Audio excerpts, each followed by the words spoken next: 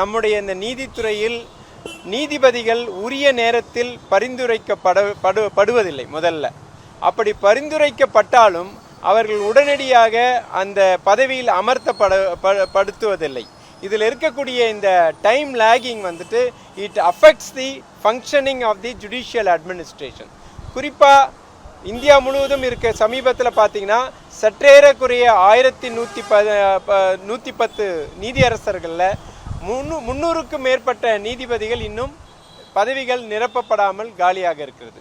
அதிலும் குறிப்பாக நம்முடைய சென்னை உயர்நீதிமன்றத்தில் பார்த்தீங்கன்னா 75 நீதியரசர்கள் இருக்கக்கூடிய இடத்துல தற்சமயம் 52 நீதிபதிகள் தான் இருக்கிறார்கள். அதோடு மட்டுமல்ல, மாண்புமிகு மூத்த நீதியரசர் திரு சுரேஷ்குமார் அவர்கள் இந்த வருகின்ற மே மாத இறுதியில் ஓய்வு பெற இருக்கிறார். இந்த நிலையில்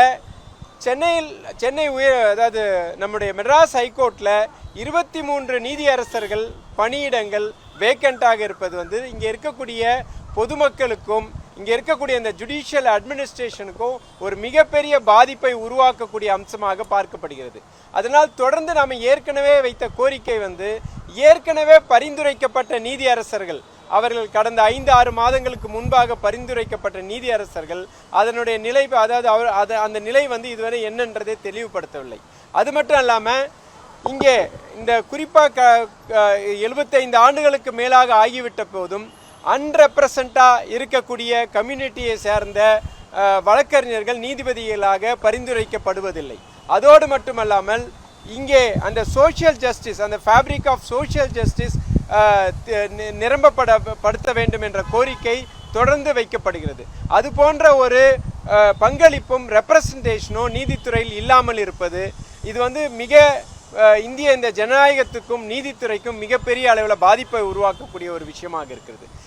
இதனால் ஏற்படக்கூடிய பிரச்சனைகள் பார்த்தீங்கன்னா தொய்வலர், அதாவது நீதித்துறையில் குறிப்பாக சென்னை உயர்நீதிமன்ற வழக்குகளில் பார்த்தீங்கன்னா பல்வேறு வழக்குகள் இன்னும் அந்த அட்மிஷன் பெறப்பட்ட பிறகு அந்த லிஸ்டிங்கில் பிரச்சனை இருக்குது.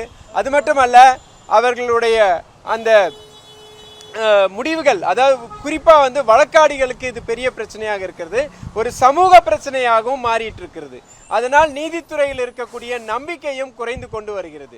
இதை சரி செய்யும் விதமாக தொடர்ந்து நம்ம வைக்கக்கூடிய கோரிக்கை, ஒரு நீதியரசருடைய பதவிக்காலம் முடியும் என்பது திட்டவட்டமான ஒரு செயல்.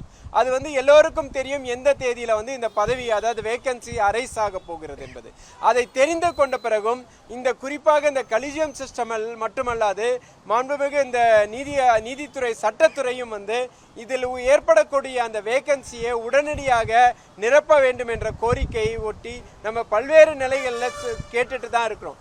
ஆனால் ஏனோ இப்போ பார்த்தீங்கன்னா நம்ம சென்னை உயர்நீதிமன்றத்தில் 30% நீதிபதிகளுடைய பதவி வேக்கண்டாக இருக்குது. இது என்றைக்கும் ஏற்றுக்கொள்ள முடியாத ஒரு விஷயம். அது சமூகத்துக்கு ஒரு மிகப்பெரிய பாதிப்பாக இருக்கிறது.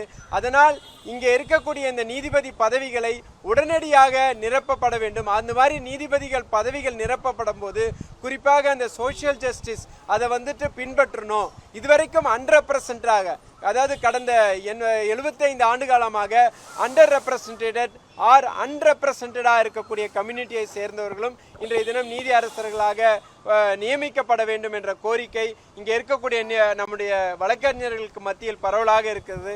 இது குறித்து மாண்புமிகு நம்முடைய ஜனாதிபதி அவர்களுக்கும் பிரதமர் அவர்களுக்கும் சட்டத்துறை அமைச்சர் அவர்களுக்கும் மாண்புமிகு உச்சநீதிமன்ற தலைமை நீதியரசர் அவர்களுக்கும் இன்றைய தினம் ஒரு 100க்கும் மேற்பட்ட வழக்கறிஞர்கள் கையெழுத்திட்டு ஒரு மனுவினை அனுப்பியிருக்கிறோம்.